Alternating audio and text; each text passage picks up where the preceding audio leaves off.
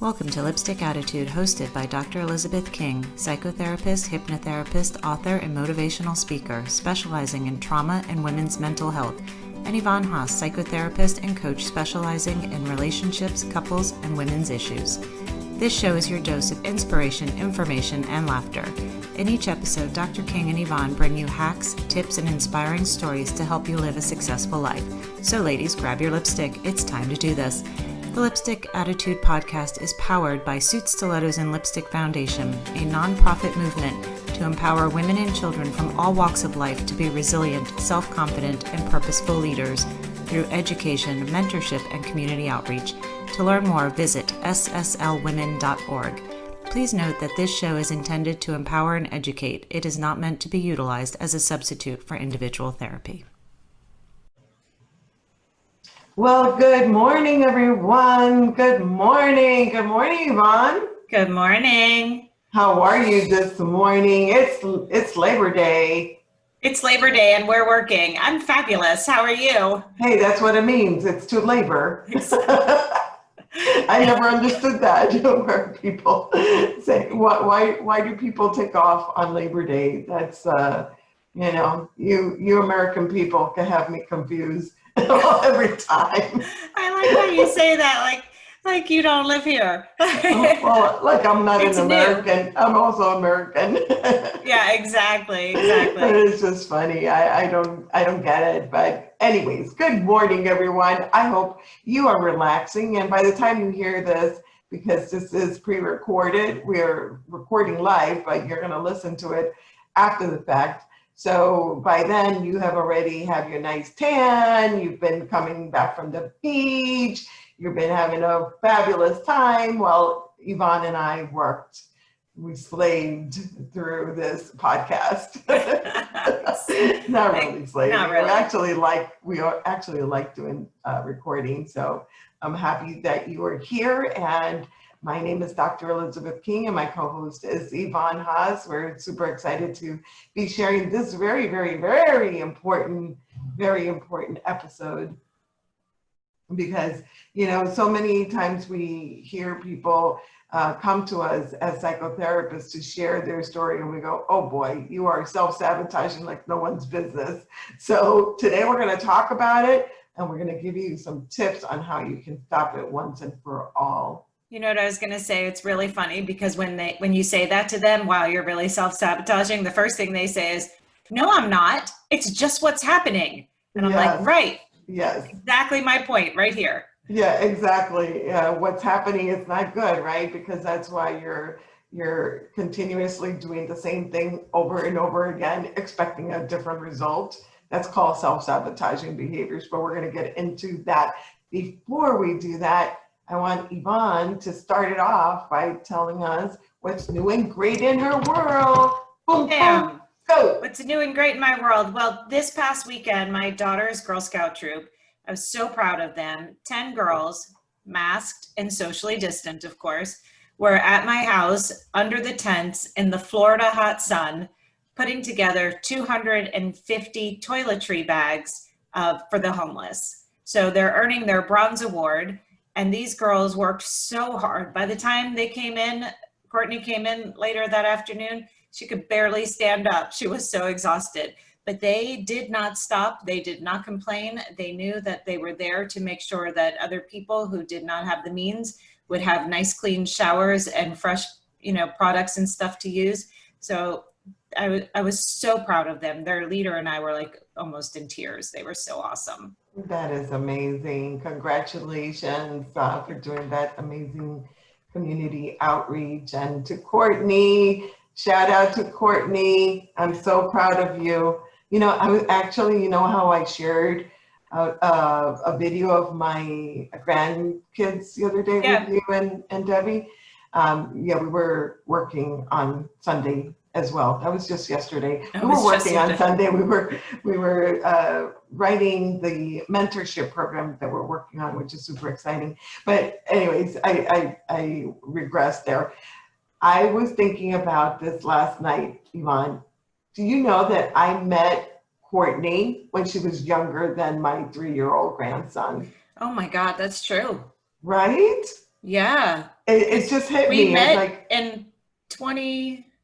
11, 2012. Yeah. So Yeah. she was So, 2, right? yeah, she was 2. I couldn't believe it. It hit me last night. I'm like, Courtney was younger than Asher. I can't believe Oh it. my I've known God. her Yeah, she was a so, because I'm so baby. proud, but I'm so proud of her doing all this stuff. She's turning out to be such an amazing young lady. Do you remember the times we used to say that I was going to paint the room for her and she was going to move in with me? Is It's that still an still, option. is still an option? I think I'm trying Don't to be renting that room out, lady. it might be the 16-year-old that's coming though Oh, fast.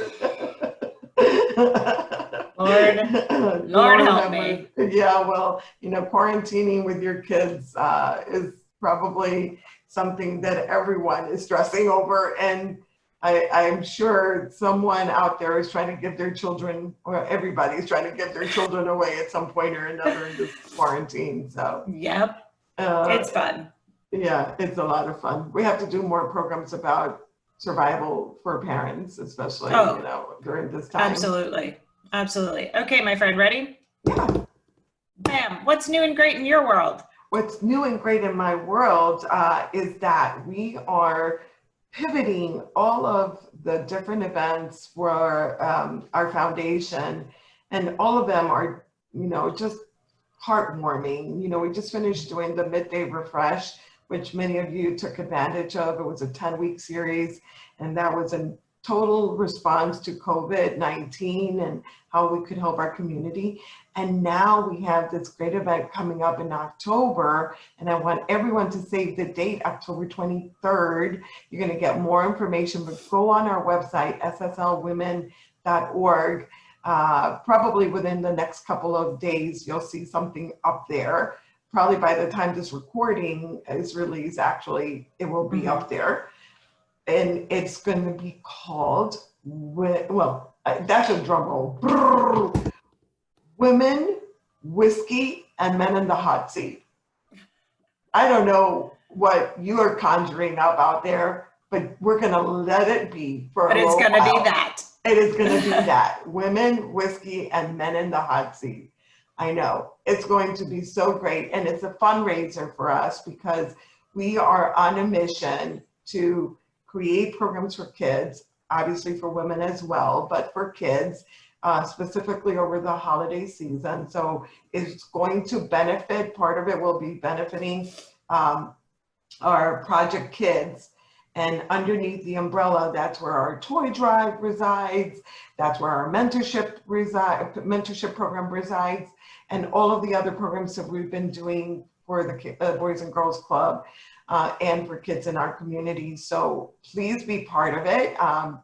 Either by donation, sponsoring, attending. We're going to have such a blast. But I'm super excited that we've been able to pivot from everything we had planned for this year, as everyone else went, out the door because of COVID. And we are reinventing ourselves and doing other great things. And guess what? We're having fun doing it. And people are really enjoying it, especially, now people can come together from all over the country, all over the world. You can join in because we're not limited. If you have a computer or a device of any sort, you can join in. So how fun is that? October 23rd, put it on your calendar right now. It's going to be an evening event, I think from 7 to 9:30, something like that. Don't quote me if I said that wrong. My committee will kill me if I am misleading you, but remember sslwomen.org. We're still in the planning stages, for heaven's sakes. Don't judge us. Exactly. Exactly. Just be kind to us because we're doing the best we can. Really, truly. We are doing the best we can. All right. Well, let's talk about our topic because this is a big one, right? I love this topic because we deal with it day in and day out.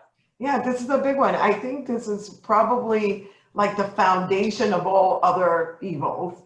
What other ailments you're suffering from, if you think about it, really the fundamental reason that things happen in your life that are not cool is because you're self-sabotaging.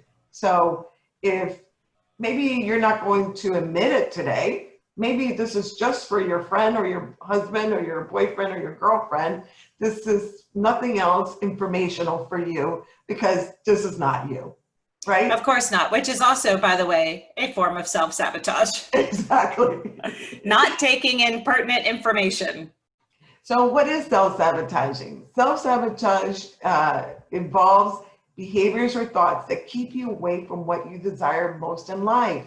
It is that internal dialogue, those negative self thoughts, those words, those messaging systems that pop up that says, you can't do this, that you are not enough, that you don't have the confidence, that you don't have the tools, that you don't have all of the I don't have are self-sabotaging thoughts.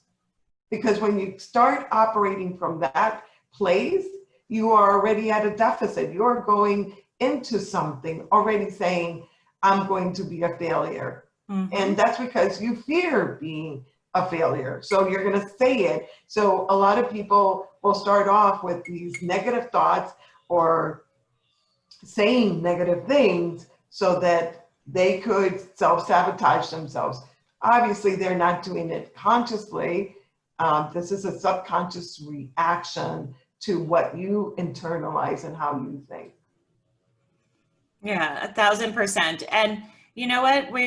Our show is obviously geared toward women, and we see a lot of this in women, but gentlemen, this can be you too. Oh, absolutely. So it's not a female-dominated trait for sure. Yeah, absolutely. But you know, women are unique in this sense. They do talk about it more than men, yes, which is a little bit more scary, but for men, because they keep it to themselves. Women, we tend to vocalize our self-sabotaging behaviors. You know, we tend to say, you know, I'm so fat, or I am this, or, you know, I can't lose weight, or I can never find a husband, that kind of stuff. Mm-hmm. So we tend to say that, where men just kind of keep it quiet, you know, they keep it inside. So Yvonne, why don't you share with our listeners and viewers, because now we are on video. Oh, that's right. We're on video. Oh, we should have put that as one of the things that is great and new in our world. Exactly. Take the figuring out of the video of podcast. The video. And Yvonne did it. Yay, Yvonne. I found the right button. That's what it was. I needed a button. So now we're on YouTube as well, right? Yes, we are on YouTube on our channel, Suits, Stilettos, and Lipstick Foundation channel. And you can find us on our Facebook page. I'm so excited. So, yeah. I know, this is so awesome. So we're expanding. Just keep following us everywhere and make sure you comment on every single one of them. We're going to love you for that. Exactly. Anyways, back to our topic. Yvonne, why do women self-sabotage?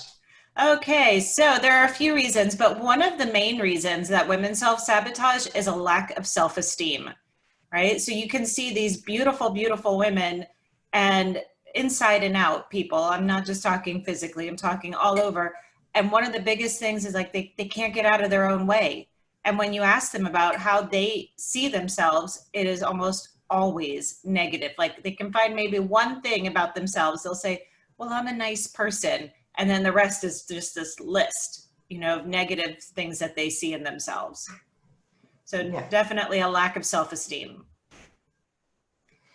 Do you have any other ones that you want to share, or do you want me to jump in? No, I'll jump in. I just thought you had something. You look like you had something to say, so I was let me not. Okay. I'm just listening. Okay. I'm being attentive. Oh, there you go. She goes into therapist mode sometimes, because usually we're both like, no. Okay. That's what you were watching right there. Yeah, exactly. I was biting my tongue so I didn't say something. Okay, so also feeling less than, which causes your negative self-talk. For so many women we see, they don't feel like they are enough. They're not good enough, thin enough, smart enough, pretty enough.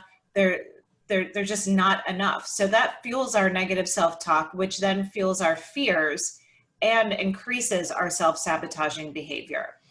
So the lower your self-esteem goes, and the lower you think of yourself, the higher the self-sabotaging behaviors become. And some people actually self-sabotage because it makes them feel in control of their situation.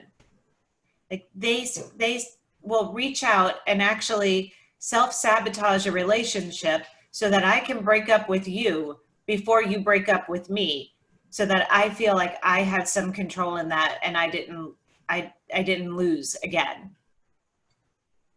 I mean, you're actually losing, but but you don't, your subconscious doesn't see it that way. It sees it as winning. That's a really interesting one. You wouldn't think of it in those terms when you think about self-sabotage, but it absolutely is self-sabotaging when you are always trying to be in control of everything. Mm-hmm. Right? Well, you also see that in trauma cases where women who have been assaulted physically will gain a great deal of weight because they feel like it will prevent them from being assaulted again. As you see when young children are abused and grow into obviously older women, they will gain a lot of weight because they want to feel in control of something like that happening again. So they'll actually sabotage their health in their own body. But of course they don't see that. Wow. And how do you know if you're self-sabotaging? Well, one of the main traits is the fear of intimacy. You stop talking about your feelings and your fears and what you want. So that's one of the main traits, but there's a lot of other traits. Like, for example, just saying things like I said at the earlier part of the program, where you say things like, I'm not good enough, or I'll never find the right husband, or I can't ever attract the right girlfriends, or no matter what I go after, I always fail. It's those that stinking thinking. And then when you speak about yourself, you're constantly saying and putting out negative thoughts and negative actions about yourself. You could also be self-sabotaging by, if you see yourself procrastinating, or if you are putting yourself down in that negative self-talk, like I said, or picking the wrong mate, failing to take action. That's a really big one. And a lot of times you don't think of it that way, but that again goes back to, if I don't try something, then I'm not going to fail at it. So I might as well not do anything. Right. How oftentimes do you have patients, Yvonne, in your practice that tell you that, you know what, I'm not going to go after my dreams, or I'm not going to go after the girl that I fell in love with because she's probably not going to like me. And, so I might as well just not do anything. Exactly. It's funny when people come in and ask me, how do I know if I'm self-sabotaging? The first thing I say is, well, do you have what you want in life? And if you don't have it, are you in the process of obtaining it, or have you put it on the back burner? But those are really good questions. Yeah. But I also love this one too. You're self-sabotaging when you cannot accept responsibility for your own mistakes. This one drives me insane when people just can't say, oh, you know what? Sorry, my bad. They cannot acknowledge it. So they are always blaming others. There's always another reason that something failed or something didn't go well, but it never has anything to do with them. This is really typical with couples that come in and someone has had an affair, and all of a sudden they're blaming the other person for having an affair. Yep. Yeah. Wait, you mean you're the one that had the affair, but you're blaming your spouse for you having the affair? Yeah, because makes sense. Yeah, really, it makes a lot of sense. So that's a big one. And I think a lot of people miss this one, that blaming others as a self-sabotaging behavior. How about being just plain old stubborn, always needing to be right, always, trying to prove the point no matter what. And what do you gain from that is what you have to ask yourself. What do you gain from trying to be always right and getting into arguments about, being right? I remember one of my patients told me that she was always having a fight with her husband because she felt like he minimized her. He didn't value her. So she spent a lot of time, proving things that were not even correct, were not even factual. Like she would make up stuff and say, well, I read it in in such and such magazine, and it was not true. She would just make it up because she always wanted to be right. And I said, well, how is that working for you? She says, well, it doesn't work well because we get into arguments because he makes stuff up too, apparently. And now, so both of us are at it. And so you're both self-sabotaging, by the way. Yep. And then we wonder why the relationship isn't working. I always say if you need to be right, then your spouse has to be wrong. And therefore it never works in a relationship because people don't always want to be wrong. Yeah, nobody wants to be wrong. Yeah, apparently nobody wants to be wrong. No one wants to be But this wrong. other one too is one of my favorites to deal with in therapy because you can see it right away because the client comes in and tries to do that with us as their therapist, which is people pleasing. They want you to like them. And so therefore they want to show up in their best possible light all the time. All the time. Yeah, this is really funny because, well, not funny, haha, but funny in the sense that it really mind boggles me that I have patients that will come in and they're trying to please me and they won't tell me everything that's going on. How was your week? Oh, it's wonderful. And then we start digging in and all of a sudden they've had domestic violence. They've been drinking. They've been drinking. And unfortunately, it usually shows up like the last 5 minutes of the session, right? Which, by the way, self-sabotage right there, baby. Yeah, because they don't want to talk about it, really. Yep. Oh, and by the way, my husband hit me last night. I'm like, what? Shouldn't we have started talking about that at the beginning of the session and not now 5 minutes into it? Or, my mother kicked me out of the house, yesterday because I, for the 10th time, brought in pot into the house and, I got caught. Again, self-sabotaging behavior, by the way. And so it's really interesting to me that, people are trying to people please and hide their humanism or whatever they did. And then they wonder why we can't help them because they haven't shared the whole story. Or they don't assert themselves in a relationship and the relationship fails because they feel like they've never been heard. Well, you haven't opened your mouth, so there's definitely a lot of different forms of that one. But I like this one too, obsessing about perfection. When people have to do things so perfectly that they actually never get anything done. I read somebody quoted something and it said, I'd rather put up a really good program than never put up the perfect one.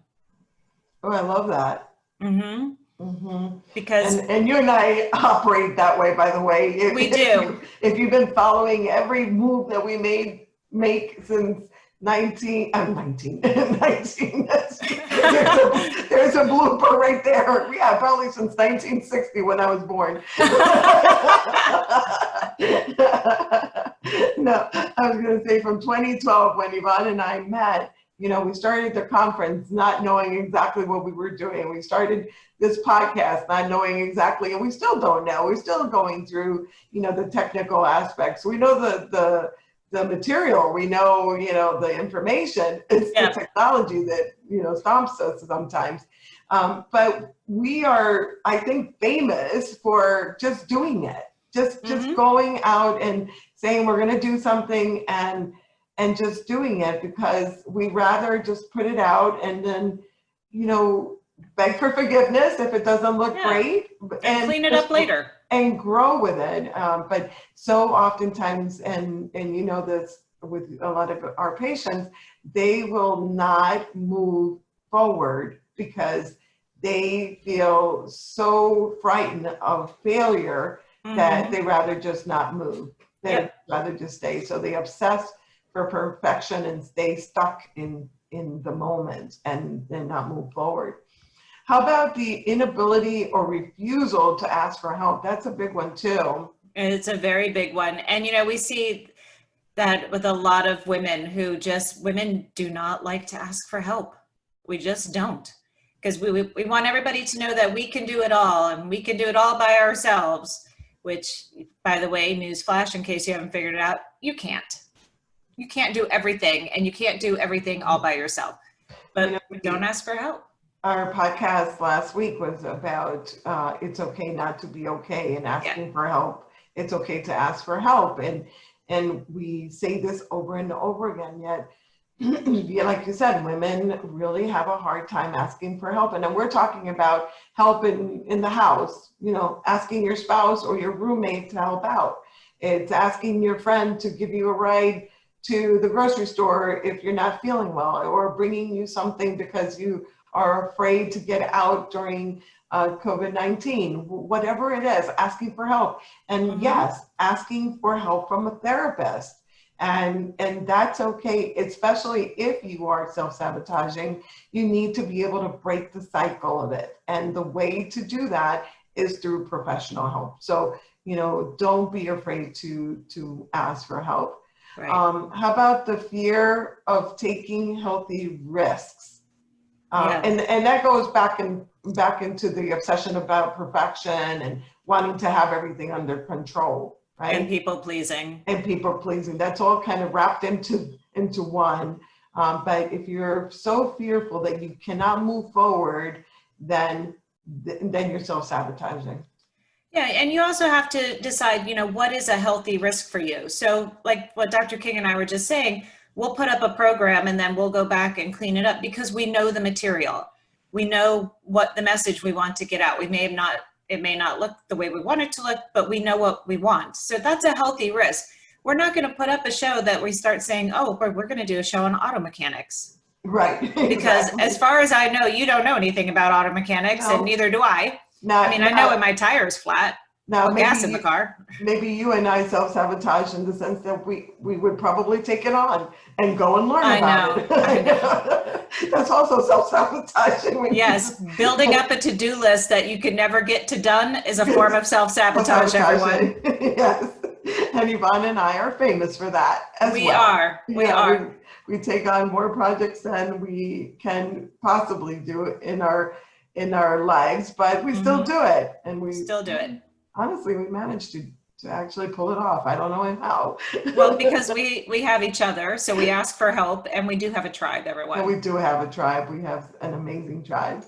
Yeah. I want to talk about, there are mental illnesses that resemble or that take on destructive behavior. So I want to, make a pause for a second. We're not talking about these particular mental health disorders, but I do want to point them out, because if you've been diagnosed, then that's part of it. And of course, then, oh, bless you, then you need to address this absolutely with a mental health professional. But borderline personality disorder, bipolar disorder, narcissistic personality disorder, and codependency personality disorders all use self-sabotaging as a form or as part of their mental health condition. But that's not what we're talking about necessarily here. We're really talking about someone that does not have a formal diagnosis that's self-sabotaging, which is probably you, me,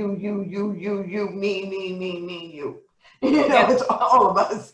So if you are a human being and you find yourself, questioning who you are, you don't have a mental illness, but you certainly may have experienced these behaviors, or maybe doing self-sabotaging. So that's who we're talking to today. Exactly. So how do you stop self-sabotaging? Let's talk about that. That's the important part here, right? That is the important part. How do I leave this behavior behind? Once and for all, we want you to not self-sabotage. So this is it. Get your paper and pen or device and write this down, people, women. Come on, let's do this. All right. So first things first, you have to identify your triggers. Like, where are you self-sabotaging and what's happening around you? So do you have an argument with your spouse and then go drink a bottle of wine? Do you have a conversation with your mom who criticized something And so then you decide, you can't release that work project because it doesn't look perfect. We have to identify our triggers and what's causing us to self-sabotage. You also have to work on your self-talk. Be very, very cautious on what you're telling yourself. Because we actually self-sabotage because what we say to ourselves. We're not enough. I'm not good enough. I'm not pretty enough. I'm not self-confident enough. All those things that I can't do or I am that bring you down, that don't lift you up, that self-talk will be the main reason you self-sabotage. Because let's be honest here. If you don't feel like you are enough, why would you find a man that thinks that you're enough? Right. If you're not good enough or not pretty enough, why do you want to dress up and go out and socialize? So I'm not going to go anywhere. If you think you're so fat, why would you want to care about your body? So let me just keep eating and drinking because I'm never going to be the size I want to be. So I'm going to just continue to do those behaviors. So I don't know if you get my drift. If you keep telling yourself that you can't be something or that you're not something positive, then you're going to bring on those behaviors that are just going to keep you in that vicious cycle. Yeah, for sure. And I think too, we have to be aware of how much we compare ourselves to other people, and I'll never be like her. Well, she deserves to be happy. Obviously I don't, so we have to limit our comparisons to people. Well, we talk about this a lot, Yvonne, right? About social media and, the imposter syndrome. And, when you think that other people, you see other people on social media doing, all these amazing things and they look so well put together. And so then you start thinking, again, going back to that self-talk, negative thinking that I call it, back to I'm not good enough, then, you stop yourself from doing the things that you want to do. I tell my patients, especially women, because when they self-sabotage, they typically get into this vicious pattern of attracting the wrong men or the wrong friends or the wrong, jobs. So I tell them, make a list of non-negotiables. Part of it is that you need to make a plan of action and train yourself to not do those self-sabotaging behaviors. So one of the things that is really great for women to have on their nightstand, in their journal, in their phones, whatever, is a list of non-negotiables. So what does that list look like? That list would look like is, men that, for example, don't have a job. You put that down there, because if you are going to fall in love with a man that doesn't have a job or is not driven to find a job, what are you doing? You're going to get yourself into a dysfunctional relationship because, as we know, financial reasons is a huge stressor in relationships. So why would you put yourself into that situation? So make a list of the things that you won't bend on. And those things could be, an alcoholic. Put that on there. Non-negotiable, because if you're constantly attracting these types of men or partner, if you're gay, it doesn't matter. Write a list of the non-negotiables on what you will accept and what you won't accept. Alcoholic, drug addiction, doesn't have a job, bad family relations, narcissistic behaviors. Put all of that down. And previous police records. Oh, yes. Even, foreclosures, if there's a lot of them, you need to find out what is it that is important to you in your life so that you don't bring that into your life. And if you believe in the law of attraction, which I do, you call in the things that you think you deserve. And so if you think you deserve that kind of a man that is, a low life, or that partner is a low life because you're not good enough, that's what you're going to attract. So don't go around saying, I don't ever have good luck in relationships. Well, it's because of what you are attracting. So if you make that list, that helps you stay on the path to a healthy relationship. But here's the deal. Making that list is not going to help you stop self-sabotaging. Using the list is what will help you. Exactly. It's just like buying a book and putting it on the shelf and never reading the book. The treadmill that holds all your laundry. Or the treadmill that holds all of your laundry. It's beautiful. It's nice that you made the investment. It's great that you sat down and made the list, but you have to measure the people that you're meeting against your list and going, oh, here's a flag. Here's a flag. No, non-negotiable means non-negotiable. That does not mean, oh, let me negotiate it in my head and rationalize why I'm going out on another date with this person that meets none of my criteria for a good person in my life. And wonder then, why am I back in this situation again? Right. And if you really, really want to self-sabotaging, you'll bring that list into your therapist and let them hold you accountable. Oh, yes. And my peeps do. Yeah, mine too. And I call them on there, you know what, every single time. And I most enjoy the look on their face when I say, and you'll bring me the list next session so that I can hold you accountable. And then they're like, oh, we're really doing this, aren't we? Yes, we are. Yes, we are. The most important thing I think that has to happen to stop self-sabotaging is recognizing it, that you're doing it. That's the first step. And so admitting it is the first step. And then the second step, excuse me, is really making a plan of action on how you're going to combat it. And going to a therapist, many of us, like Yvonne and I, are doing telehealth, so there's no excuse.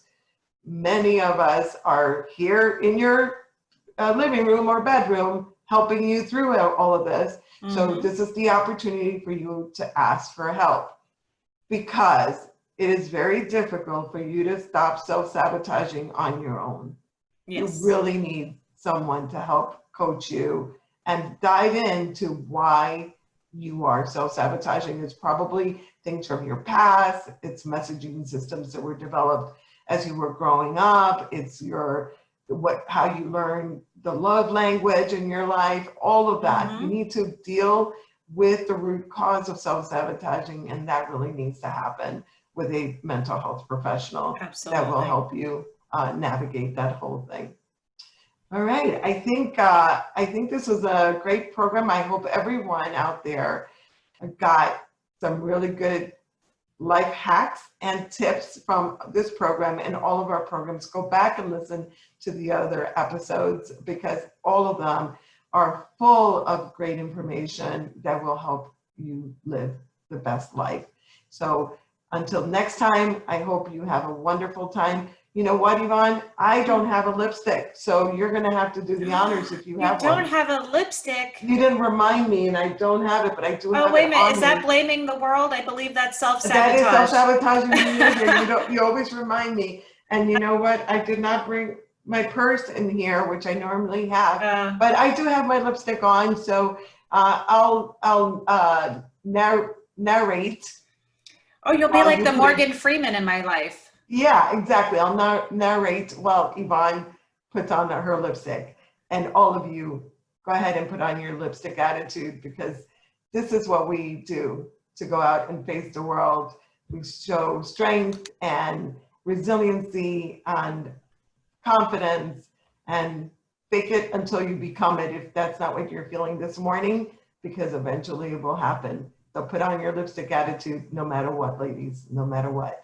Have a wonderful one. We love you. And until the next episode. We'll see you then. See you then.